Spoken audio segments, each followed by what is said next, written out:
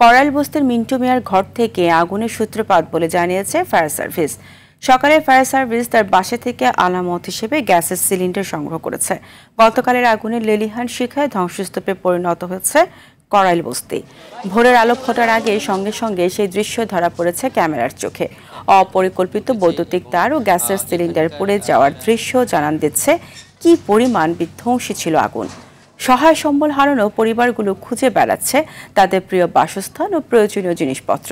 তবে কিছু খুঁজে না পাওয়ার কথা জানান ভুক্তভোগী পরিবারগুলো। মঙ্গলবার রাত থেকে অনেকেই খোলা আকাশের নিচে থাকছেন। শিশু মহিলা নিয়ে না খেয়ে দিন কাটাচ্ছেন অনেকে। সেই সাথে হোসনে আরা নামে এক মহিলাকে খুঁজে না পাওয়ার কথা জানান পরিবারের সদস্যরা।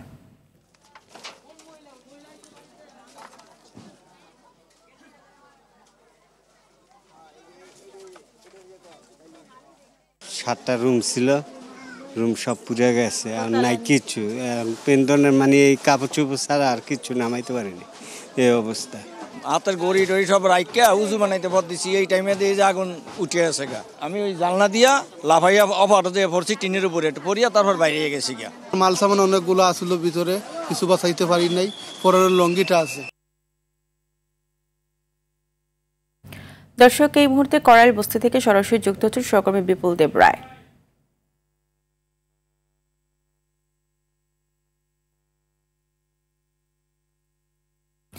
বিপুল, আগুনের পর বস্তির পরিস্থিতি কেমন দেখছেন? এখন পর্যন্ত কোনো সাহায্য পেয়েছে কিনা বস্তিবাসী, জানাবেন।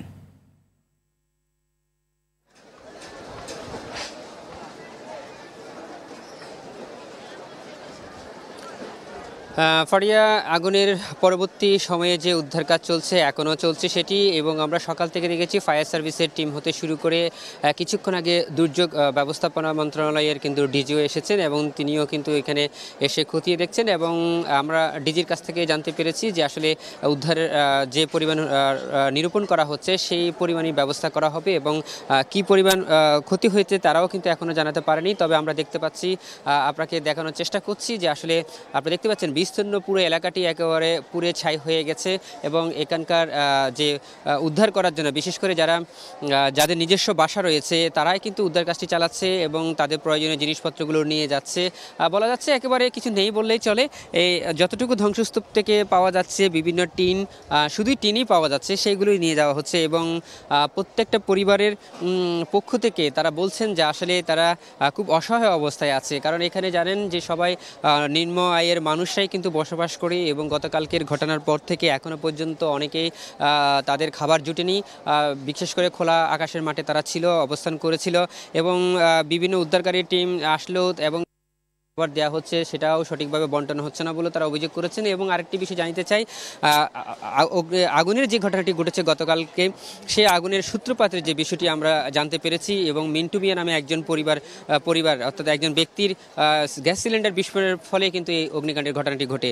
এবং তার ছেলে মন্টু মিয়ার ছেলে কিন্তু সোহেল আমাদেরকে জানিয়েছেন যে আসলে তার মা কিন্তু রান্না করছিল, এবং রান্না করার সময় কিন্তু হঠাৎ করে যে বিস্ফোরণটি ঘটে, এবং বিস্ফোরণ ঘটানোর পর থেকে কিন্তু আগুনটি ছড়িয়ে পড়ে, এতটুকু আমরা জেনেছি। এবং সেই সাথে তার সোহেলের কথার অনুযায়ী কিন্তু উদ্ধারকারী টিম সেই আলামতটাই পেয়েছেন, এবং ফায়ার সার্ভিসের টিম আমরা দেখেছি বিস্ফোরিত সিলিন্ডারটি উদ্ধার করে নিয়ে গেছে।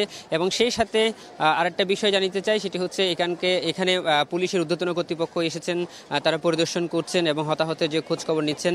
আর সেই সাথে ভুক্তভোগী পরিবারগুলো আমাদেরকে জানিয়েছেন যে আসলে এখানে যে পরিমাণ ক্ষতি হয়েছে সেই পরিমাণ তারা সহায়তা পাবেন কিনা সেটা সন্দেহ রয়েছেন। তারা বলছেন যে আসলে সরকারের পক্ষ থেকে বলা হলেও কিন্তু এখনো পর্যন্ত কোনো সংস্থা তাদেরকে সহায়তা করতে আসেনি, এবং তারা বলছেন যে আসলে তাদের ক্ষতিপূরণের যে বিষয়টি সেটি অতি দ্রুত নিরূপণের মধ্যে দিয়ে যাতে তারা আবার মাথা গুজাতে ঠাঁই পায় সেই ব্যবস্থা যাতে সরকার করে। এবং সেই সাথে বিশেষ করে নারী এবং শিশুরা যারা এখনো পর্যন্ত খাবার পায়নি তাদেরকে খাবারের ব্যবস্থার জন্য তারা বলছেন, এইটাই আমাদেরকে জানিয়েছেন। তো এই ছিল ফারি আমার কাছে সর্বশেষ তথ্য। বিপুল, আপনাকে ধন্যবাদ।